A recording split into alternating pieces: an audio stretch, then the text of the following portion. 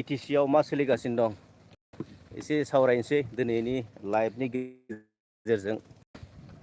मान गोनां रायजो राजा नोंथांमोन, मानोना जोंहा बिटिसि मानाव गेदेर हाग्रामा महिलारि सार बिथाङा मालगावनि हानि सोमोन्दै गोबां बाथ्रा बुंदोंमोन, नङा होमबा? नोंथांमोनाबो खोनादों, रायजो राजा नोंथांमोनाबो। मानोना एबेक्सन खालामनाय जानाय नङा, माने बे जायगानिफ्राय मालगावनिफ्राय मालगावआव थानाय बे 93 न'खरखौ, नङा होमबा? 900 बिगायाव रायजो जानाय 93 न'खरखौ माने बे जायगानिफ्राय दिखांनानै बबेबा मोनसे जायगायाव शिफ्ट खालामनायनि बिथाङा खोथा होदोंमोन, नङा होमबा रायजो राजा नोंथांमोन? बेनिफ्राय जाय माने बे जायगायाव रायजो जानानै दं आरोना, बे जायगायाव माने दा बैसोरो जायफोरा माने हानि नियादि पाट्टा गोनां, नङा होमबा? बे न'खरनो माने 7 लाखनिफ्राय माने 8 लाखसिम माने फैसा होनाय जागोन आरोना। ओमफ्राय जायफोर माने खास हा, बे खास हायाव दङ, बिसोरनो मा होनाय जागोननो, बे खास हायाव थानाय न'खरफोरनो 50,000निफ्राय लानानै बिटिसि गभर्नमेन्टनिफ्राय मानाव गेदेर हाग्रामा महिलारि सार बिथांनिफ्राय माने 2.5 लाख रां होनाय जागोन आरोना रायजो राजा नोंथांमोन। थ' बेबायदि माने इनिसियेटिभ आरो थांखि लानायखौ नोंथांमोना नुनो मोनदों, नङा होमबा?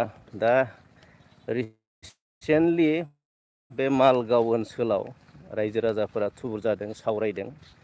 आरो दिनै नोंथांमोना नुनो मोनदों माने माखासे प्रटेस्ट, नङा होमबा? रायजो राजाफोरा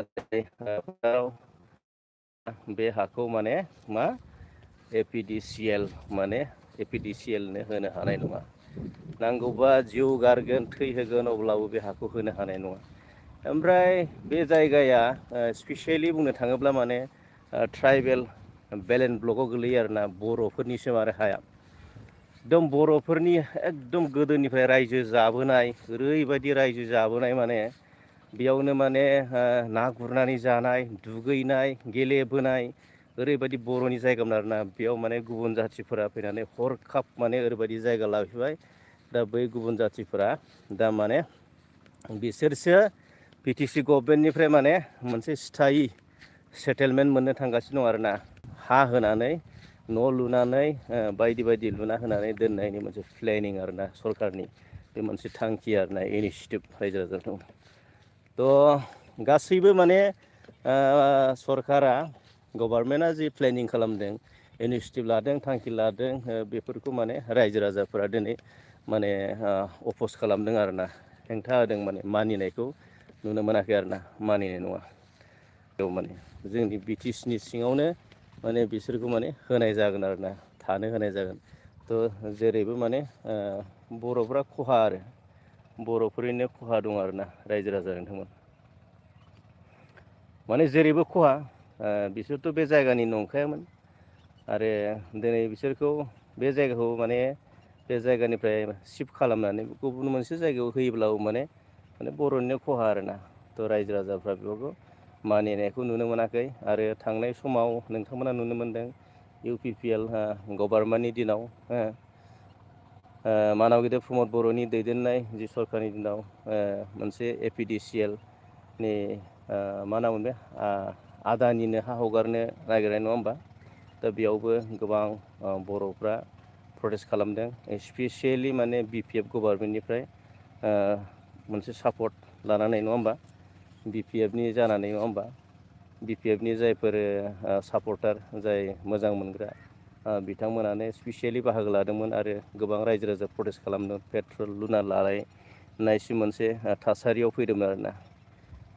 थ' थिग बेबायदिनो नैबे दा मालगावनि जि हा हगारनायनि जि एपिडिसिएलनो हा हगारनायनि जि थांखि लादों, माने बिटिसि गभर्नमेन्टआ आसाम सरखारनि बिथोन बायदि ना, डक्टर हिमन्त बिश्व शर्मानि बिथोन बायदि हेन्डअभार खालामनायनि जि थांखि लादों, दा बिनि सायाव माने रायजो राजाफ्रा गोख्रों फिनजाथाय होदों आरोना, गोख्रों माने अपस खालामदों। माने माब्लाबाबो गनायना लानो हानाय नङा रायजो राजाजों। थ' बे बाथ्राखौ बुंगासिनो दं रायजो राजा नोंथांमोन। थ' बियो जोंनि दा बिटिसिनि थासारि, बिटिसिनि कन्डिसन।